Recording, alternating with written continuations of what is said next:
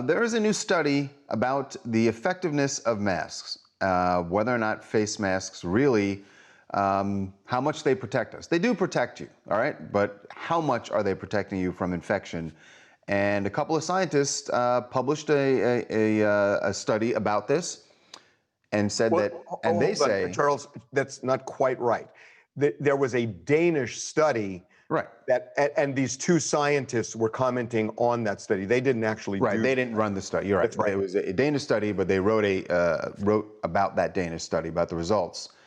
And they say Facebook shut them down, and they are pissed off about what they call blatant censorship, and they don't understand why Facebook won't let people hear the results of this study. I am begging everybody watching, please listen to this because it's so damn important. So let me just tell you quickly what the study is.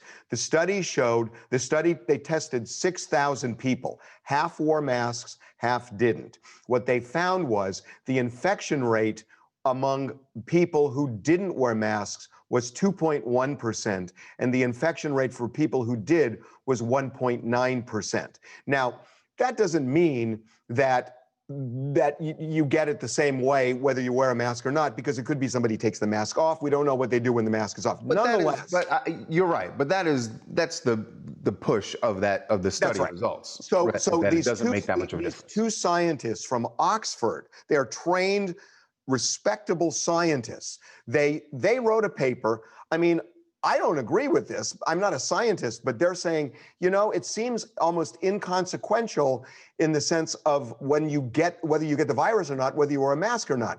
So I don't agree with that for this reason.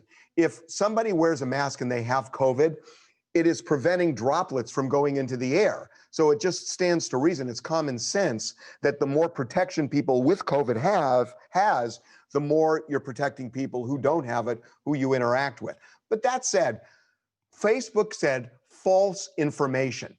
And this is the problem, folks.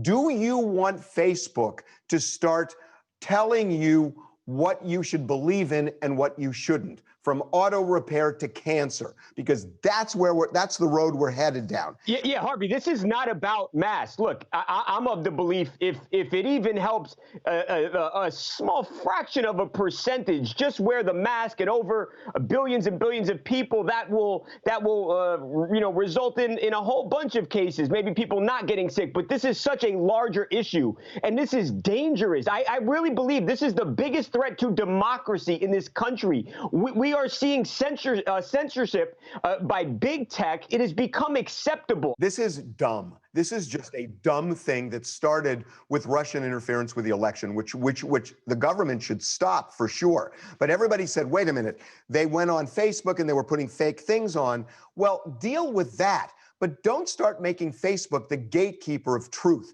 Because you know what? If you do that, you start making these gatekeepers of truth on what we're allowed to look at, what we're not allowed to look at, what comes with a warning from Facebook.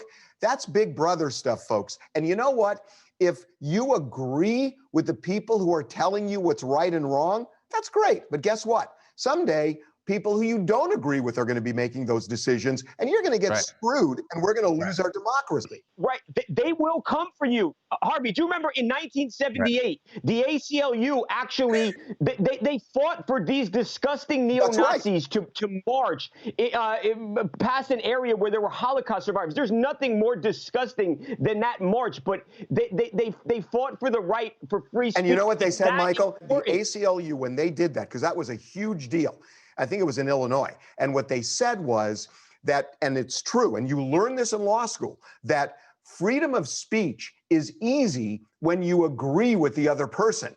The point of freedom of speech is that the other person has a right to say it, even if you find it loathsome, because if they can say things, then you can say things. And then we have a community where we all decide where we want to go as a country. Right. But that's democracy. You have to tolerate things you really disagree with. And if you don't, you are heading toward a dictatorship. Hi, I'm Ashley from Orlando, and I can say that these researchers had every right to publish their findings in a peer-reviewed or academic journal. However, by posting this information on social media during such a sensitive time, I believe it could have been seen as a little irresponsible coming from a professional. During this time, even if you did find a 0.3% difference from mask wearers and non-mask wearers, that's still 0.3% of human lives, and people are already not listening to the CDC and WHO. So by putting out this kind of information, as a fellow researcher, I just find it not as professional as it could have been. So I have to ask you something, because the way you put this was so good. And I agree with you. I mean, I agree with you. This is not the time to put something out, and I would make that point too.